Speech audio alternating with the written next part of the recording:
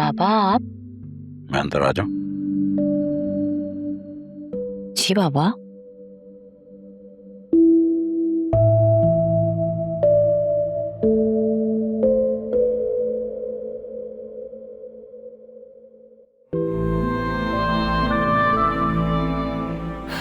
बेटा मुझे तुमसे जरूरी बात करनी है। जी बाबा बोले। फिजा मुझे नहीं मालूम कि तुम्हारे अकरम के साथ क्या मामलात हुए और ना ही मैं जानना चाहता हूँ, क्योंकि मैं जानता हूँ कि राख को खरीदने से सिर्फ चिंगारियां ही निकलती हैं। बस इतना याद रखना कि अगर तुम उसे अपनी जिंदगी से निकाल चुके हो तो अपने दिल से और अपनी सोच से भी निकाल देना।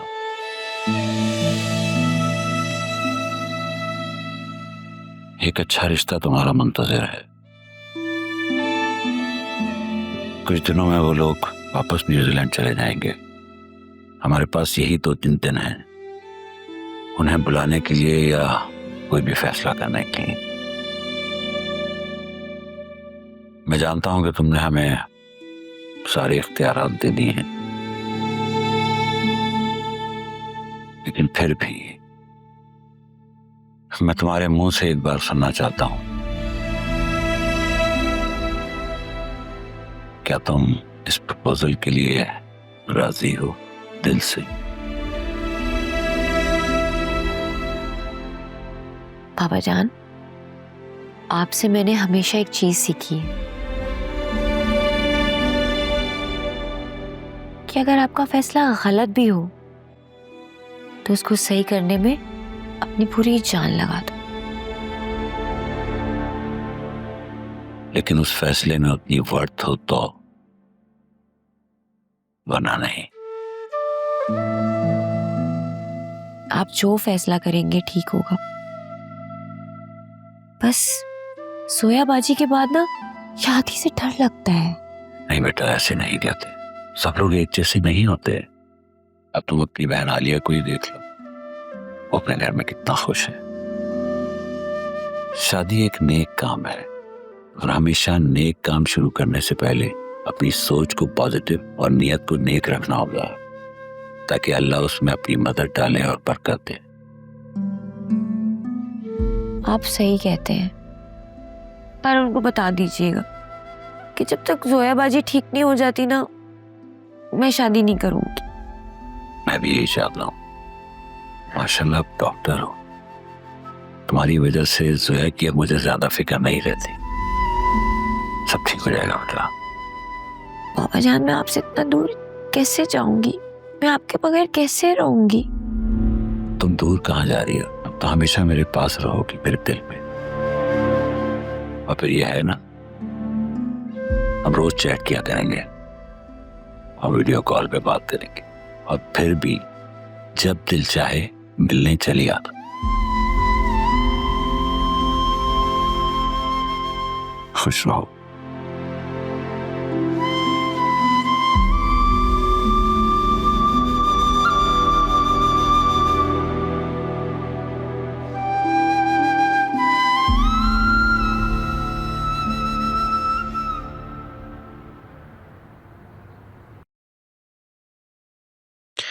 मम्मी, बस कल तक की तो बात है। बाबा के दोस्त ने वादा किया है कि वो सुल्तान से हमारी बहुत जल्द मुलाकात करवाएंगे। ये आदमी तो ऐसा गायब हुआ जैसे गधे के सर से सींग।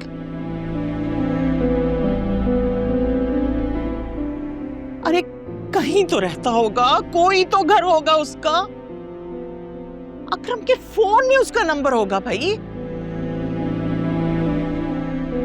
कुछ तो पता लगाओ। वहां से 4 दिन हो गए आज अकरम को पुलिस वालों के पास, और तुम लोगों को कोई फर्क नहीं पड़ता इससे। मम्मी, आप कैसी बातें कर रही हैं? हम सब अपने काम छोड़ के घर बैठे हैं, बाबा पुलिस स्टेशन गए हुए हैं, अपने ताल्लुकात इस्तेमाल कर रहे हैं, और आप कह रही हैं कि हम कोई काम नहीं कर रहे। सुल्तान का हमारे पास ना कोई एड्रेस है, ना उसका कोई नंबर है। ऊपर से आपके शहजादे ने सारा बिजनेस जबान के भरोसे किया था। चलें हम अब कुछ खा लेते हैं। घर में किसी ने कुछ नहीं खाया। जुनैरा को भी जबरदस्ती खाना खिलाया है और अंकल ने भी सिर्फ चाय पी है। You have no idea कि पुलिस रिमांड के नाम पर कितना टॉर्चर करती है। मुझे अंदाजा है और इसलिए मैं कह रही हूँ कि आउट ऑफ कोर्ट सेटलमेंट कर लें और इस चैप्टर को क्लोज करें। ये केस इतना सिंपल नहीं है जितना तुम लोगों को नजर आ रहा है। ये कुछ और मामला है, वरना सिर्फ पैसे मांगने पर इतनी बड़ी लड़ाइयां नहीं हो जाती हैं। और सबसे ज्यादा इन्वेस्टमेंट तो मेरी और बाबा की है, और हमने तो अकरम से पैसे मांगे नहीं। एटलीस्ट मैंने तो 1 रुपया भी नहीं मांगा उससे, तो फिर इतनी बड़ी लड़ाई कैसे हो सकती है? आलिया वो बहुत गुस्से में सुल्तान के पास गया और जाते साथ उसे मारना शुरू कर दिया उसने। कुछ और बात है, छुपा रहा है वो।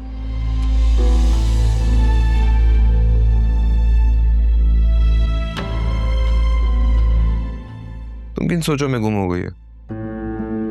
अब नहीं, कुछ भी नहीं। आई थिंक आप ओवर थिंकिंग कर रहे हैं और कुछ नहीं। अकरम ने कोई बात की थी क्या आपसे? मैंने उससे पूछा था तो उसने बोला कि मैं सुल्तान के पास गया, मैंने उससे अपने पैसे मांगे, उसने मना कर दिया और हमारी लड़ाई हो गई। अल्लाह पाक बेहतर करे, दुआ ही कर सकते हैं बस। अब चलें ना, अब खाना खा लेते हैं। अगर तेरी दिलरुबा मेरे पास आए और तुझे छोड़ने की इल्तिजा करे, मैं 1 मिनट नहीं लगाऊं तुझे छोड़ दूं। सुल्तान, छोड़ दो उसका पीछा।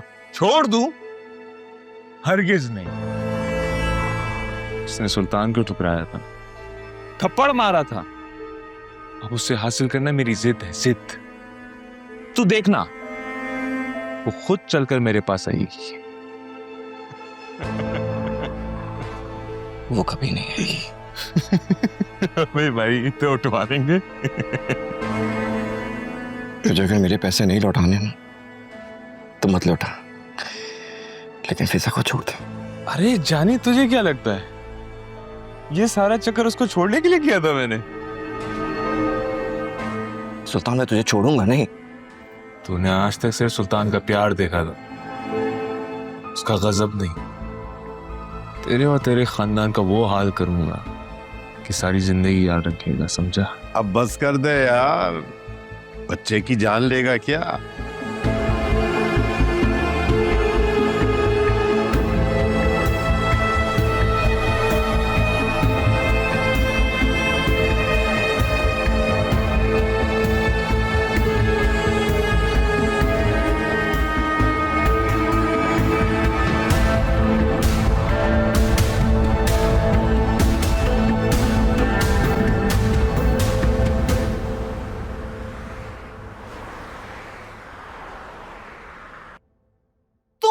तो कहा था कि उसे कल ले आओगे, तुम तो आज भी नहीं लाए।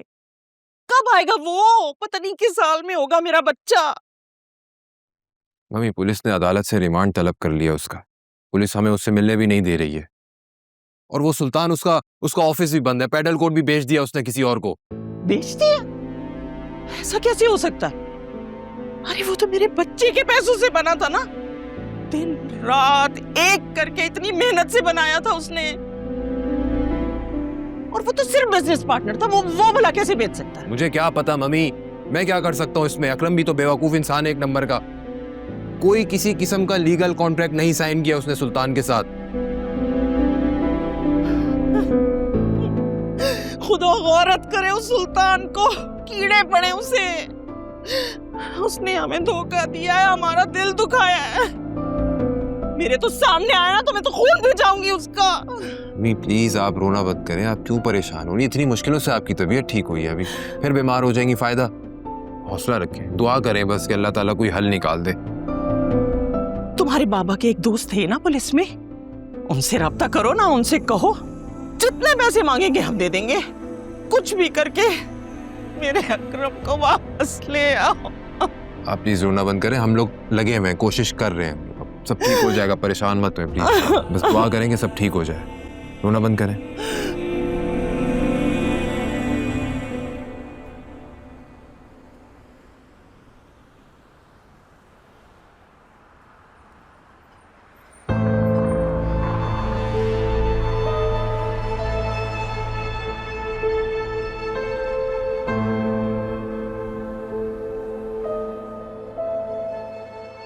सुना है आजकल तुम्हारा आशिक जेल में छितर खा रहा है। जब नमक हरामों से दोस्ती हो जाए ना, तो इंसान का यही अंजाम होता है।